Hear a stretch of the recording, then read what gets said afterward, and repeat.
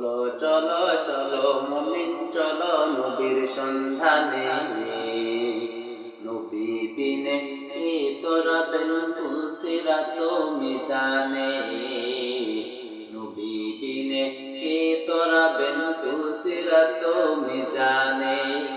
চলো চলো চলো মুমিন চলো নবীর সন্ধানে, নবী বিনে কে তোরা বেন ফুলসিরাত মিজানে। এর নবীর উম্মতের দল, ওই নবীর জন্য গাছ পাগল মাছ পাগল, ওই নবীর জন্য পশু পাখিও পাগল, ওই নবীর জন্য আসমান পাগল জমিন পাগল, ওই নবীর জন্য স্বয়ং আমার মালিক পাগল।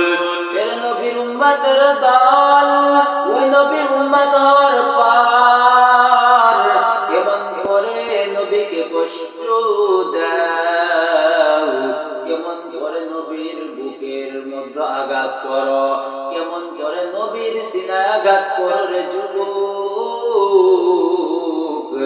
যে নবী আমার দুনিয়াতে ও রহমত আখিরাতে আমাদের জন্য সুপারিশকারক।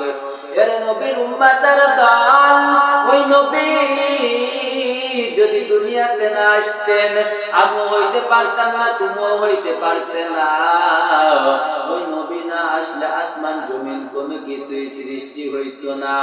ওই নবী আমার জন্য রহমত।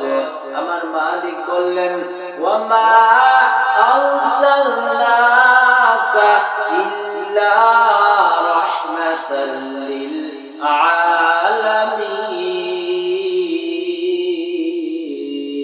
আল্লাহু আকবার। আল্লাহ পাক বললেন দুনিয়ার মানুষ শুনে নাও, এই যে তোমাদের মধ্যে একজন নবীকে পাঠাইলাম, তার নাম মুহাম্মদ। মুহাম্মাদের পিতার নাম আব্দুল্লাহ, তার মায়ের নাম আমেনা, তার দাদার নাম আব্দুল মুত্তালিব। এর নবীর উম্মতের দল, আমার আল্লাহ পাক রব্বুল আলামিন আমার নবীর পুরো বডিটা রহমত দ্বারা ভরপুর করে দিয়েছেন, পুরো বডিটা মায়া দ্বারা ভরপুর করে দিয়েছেন। ওই নবী দুনিয়াতে আসার পর থেকে এই উম্মতের জন্য কতই না কষ্ট করেছেন, কতই না কান্না করেছেন এই উম্মতের জন্য। শুধু চেয়েছেন আমার এই উম্মত গুলো যেন জাহান্নামে না যায়। এই উম্মতদেরকে কেমন করে মালিকের জান্নাতে পাঠানো যায়, কেমন করে উম্মতের সুপারিশ করা যায়। আমার মায়ার নবী আমার তোমার জন্য এই চিন্তা করেছে।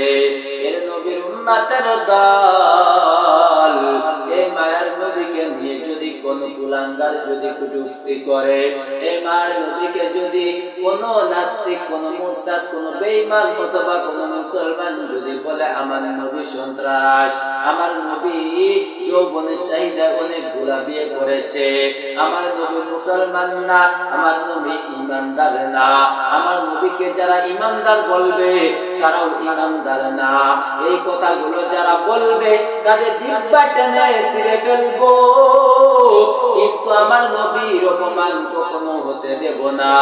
এর নবীর উম্মতের দল, আমার নবীর কদমে নবুয়ত নিয়ে যদি কোনো কুলাঙ্গার যদি টানা হেঁচড়া করে, কোনো যার সন্তান যদি টানা হেঁচড়া করে, তারও জিহ্বা টেনে ছিঁড়ে ফেলবো, তাকে জমিন থেকে বিদায় করে দেব, তাকে তার গলাটা নামায়া দিব, তাকে আর নবী দাবি করার সুযোগ দেব না। এর যুবক আল্লাহর গোলাম, যদি এরকম যদি হিম্মত থাকে, এরকম যদি ধৈর্য থাকে, এরকম যদি সাহস থাকে, তাহলে দুনিয়াতেও তুমি লাভবান, আখিরাতেও তুমি লাভবান। আখিরাতে ওই ফুলসিরাত পাড়ি দেওয়ার সময় তোমার পাশে কেউ থাকবে না, মা থাকবে না, বাবা থাকবে না, ভাই থাকবে না, আত্মীয় স্বজন কেউ থাকবে না রে ভাই। ওই ফুলসিরাত তো অন্ধকার, ওই ফুলসিরাত কেমন করে পাড়ি দিবা, ওই ফুলসিরাতে যখন পাড়ি দিবা, তুমি যদি খাঁটি নবীর উম্মত হয়ে থাকো, আমার নবী ফুলসিরাতের কাছে দাঁড়ায় থাকবে, আমার কোন উম্মত যেন জাহান্নামের মধ্যে কাটিয়ে কাটিয়ে না পড়িয়া যায়। আমার নবী মিজানের পাল্লার কাছে দাঁড়ায় থাকবে, আমার কোন উম্মতের যেন গুনার পাল্লা ভারী না হয়ে যায়। আমার নবী ফুলসিরাত মিজান সব জায়গায় থাকবে, আমার নবী শুধু বলবে ইয়া উম্মতি ইয়া উম্মতি, ও আল্লাহ তুমি আমার উম্মতদেরকে জান্নাতে দাও। ও মালিক তুমি যদি আমার একটা উম্মতকে যদি জাহান্নামে দাও, আল্লাহ গো আমি তোমার জান্নাতে যাব না, আমি তোমার জান্নাতে যাব না। আমার নবী সিজদায় পড়ে কাঁদবেন। আমরা আদম আলাইহিস সালাতু ওয়াস সালামের কাছে যাব, আমরা মুসা আলাইহিস সালাতু ওয়াস সালাম, ঈসা আলাইহিস সালাতু ওয়াস সালাম, যত নবী আছে সবার কাছে দৌড়াইব। ওই নবীদের কাছে যখন যাব, ওই নবীরা বলবে আমি আমার নিজের চিন্তায় বিভোর, আমাকে মালিক জান্নাতে দিবে না জাহান্নামে দিবে এই চিন্তায় বিভোর, আমি তোমার কোনো সুপারিশ করতে পারবো না। এক নবী তুইয়া অন্য নবীর কাছে দৌড়াইবে, কোন নবী কিন্তু সুপারিশ করার জন্য আগায় আসবে না। আর এদিকে আমার রাহমাতুল লিল আলামিন নবী, আমার দয়ার নবী মায়ের নবী সিজদায় পড়ে কাঁদবেন আর আল্লাহকে বলবেন আল্লাহ আমার একটা উম্মত যেন জাহান্নামে না যায়। আমার নবীর কান্না দেখে আসবেন, বলবে আল্লাহ দুনিয়াতে নবীকে কাঁদাইলা, আজকে আখিরাতে নবীকে কাঁদাও, আমরা আর সহ্য করতে পারি না।